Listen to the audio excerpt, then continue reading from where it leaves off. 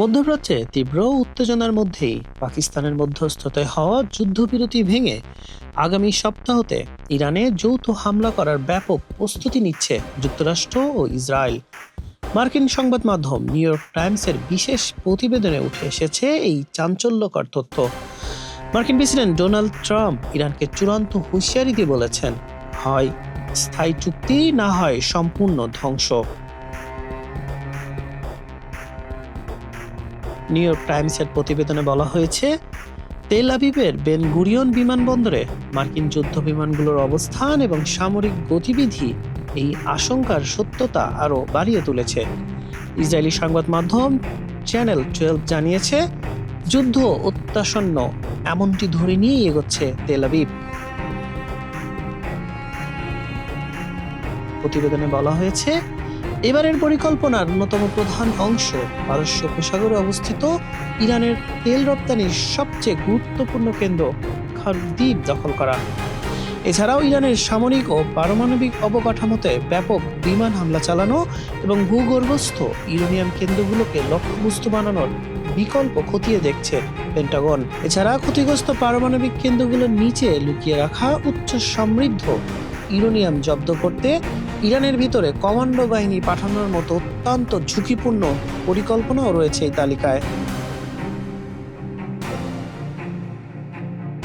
মার্কিন সংবাদ মাধ্যম এনবিসি নিউজ জানিয়েছে, দুই দেশের মধ্যকার যুদ্ধবিরতি চুক্তি বাতিল হলে ইরানের বিরুদ্ধে নতুন অভিযানের নাম অপারেশন স্লেজ হ্যামার বা অপারেশন এপিক ফিউরি 2.0 রাখার কথা ভাবছে পেন্টাগন। এটি গত 28 ফেব্রুয়ারি শুরু হওয়া অপারেশন এপিক ফিউরি স্থলাভিষিক্ত হবে। এদিকে মার্কিন প্রতিরক্ষা মন্ত্রী পেট জানিয়েছেন, ওয়াশিংটন যে কোনো পরিস্থিতি মোকাবেলায় সম্পূর্ণ প্রস্তুত। প্রয়োজনে সামরিক শক্তি বৃদ্ধি বা যুদ্ধক্ষেত্রের সম্পদ অন্য স্থানে সরিয়ে নেওয়ার পরিকল্পনা রয়েছে আমেরিকার।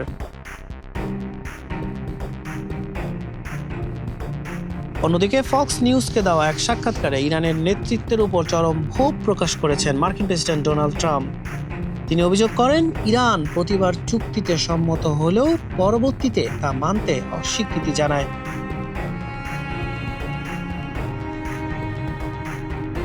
নিউ ইয়র্ক টাইমসের প্রতিবেদনে বলা হয়েছে, হামলা শুরু হলে ইরান তাদের ইউরেনিয়াম সমৃদ্ধিকরণ 90% উন্নতি করতে পারে বলে হুঁশিয়ারি দিয়েছেন ইরানের পার্লামেন্টারি জাতীয় নিরাপত্তা পরিষদের মুখপাত্র ইব্রাহিম রেজাই।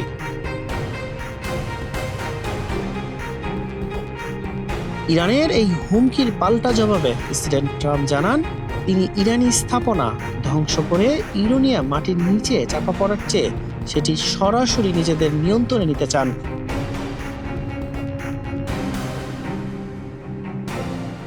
আগামী সপ্তাহে এই যৌথ হামলা শুরু হলে তা বিশ্ব রাজনীতি এবং অর্থনীতিতে ব্যাপক প্রভাব ফেলবে বলে মত বিশ্লেষকদের। হাসান শাহরিয়ার, মানব কণ্ঠ।